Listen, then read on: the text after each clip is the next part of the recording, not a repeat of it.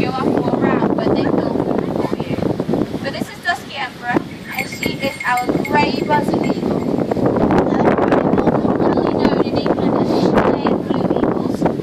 Completely accurate. Dusky Emperor is 14 years old. Oh, good girl. You can see how she's having to cope with the wind. Now at 14, and she's flown for about 7 of those years. The other 7 she was, we gave her a very nice husband and gave her the opportunity to be a mother, of which she very politely said no minute. That's not a circuit yet, Mary. You can do what you like. I'll just see if she'll think about things, otherwise I'll get her back to the post and start again. They are not eagles. They're the largest of the buzzards. People thought they were eagles because they're so big, but they are very buzzard-like in face, and their legs are fully... About 5.5 foot tall. She's a little bit random when she flies, but she's a breezy day. She's about 5.5 foot tall. Her name is Muckle, and as I suspect you all know, Muckle is a barn owl. Now, barn owls are obviously a British species, I'm very glad to be able to say. They're also a species that are doing particularly well around here. We have barn owls on the parkland here at Duncombe Park.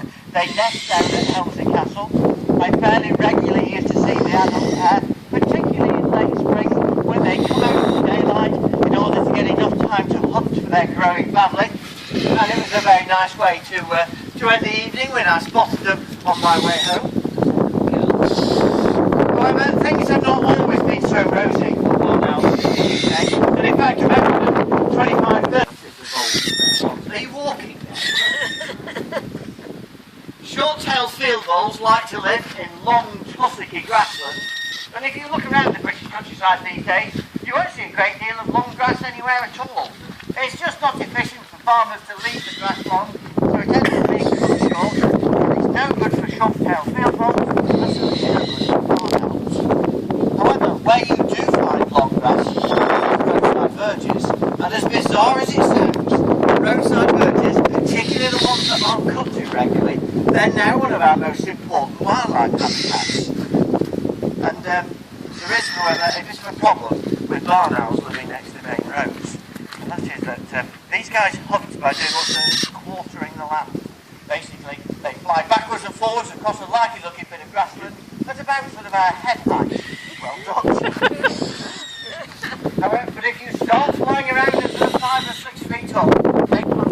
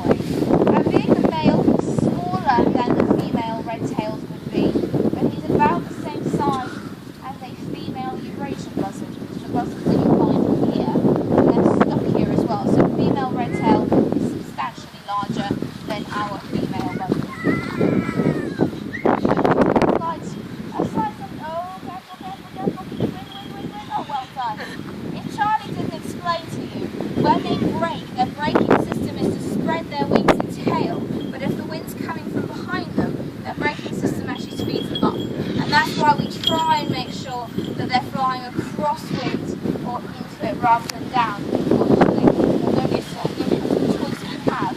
But I will probably carry him a few places as well to try and make sure that he's don't go get that one, leave that there and I'll pick it up later. So I'll be doing the same routes around just to try and keep everything safe and easier for him. Now they are much sturdier and it relates onto what they hunt as well. Our buzzards are primarily scavengers, but they can catch things up to the size of a pheasant, which is why our buzzards are not always particularly popular birds. The red-tailed will take things larger than hares, and they may take much bigger birds as well, so it gives you an idea of what they're catching, and they have incredibly powerful... Much favoured by Middle Eastern falconers. Now the good news is, ladies and gentlemen, I know it's not a fantastic day to be sat there watching a flying demonstration. However, this is a really good day for this bird to be flying. Cleve is a specialist in flying in rubbish weather conditions. And generally speaking, the worse the weather gets, the better this bird flies. He's a bit of a bruiser and a bit of a thug in that sort of respect. So, well now I've picked him up, I hope that he does perform well. But it was very similar to this sort of wind and temperature yesterday, and it flew really nicely. Because he's a falcon, we fly him in a different way to the other birds. He is a specialist predator of other birds, specialising in catching other birds in mid-air. So I'm going to handle a pretend bird. This thing is called a lure, and we'll swing it around and we'll see if we get him to chase it, just as you would a real bird. And this is something else that Cleve does, and I wonder whether or not he does it just to wind me up. You might have noticed Cleve in the hawk walk this morning. He's been spent all morning jumping around going, is it my turn? Is it my turn? And then you bring him down here and he goes, no, I'm not as keen as I thought I was. Cleve, get off the perch. And I thought so. Boy.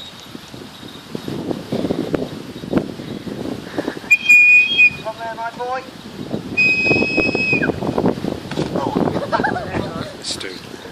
But he is always worth watching. Cleve is something of a character, I have to admit. If he does come very close to you, I can thoroughly recommend ducking. Cleve here tends to regard stooping to the lure like this as being something of a combat sport. He's just about the only bird here who gets me to duck on a very regular basis. Now you'll notice as he comes in for a go or a pass at the lure that I pull it away from him. This isn't teasing him, it is exactly what wild birds do when they've got a falcon on their tail. They do not hang around and wait to get eaten for lunch, but they do their level best to get out of the way. And the falcons are pretty much unique in showing this level of persistence at chasing quarry. So you've just seen a red tail fly. If that red tail was down here chasing a rabbit, and if it missed that rabbit, it would most likely go and sit in a tree and sulk about it, and wait for rabbit number 2 to come along. Whereas as you can see, falcons don't give up so easily. These guys, they just keep going and going and going again.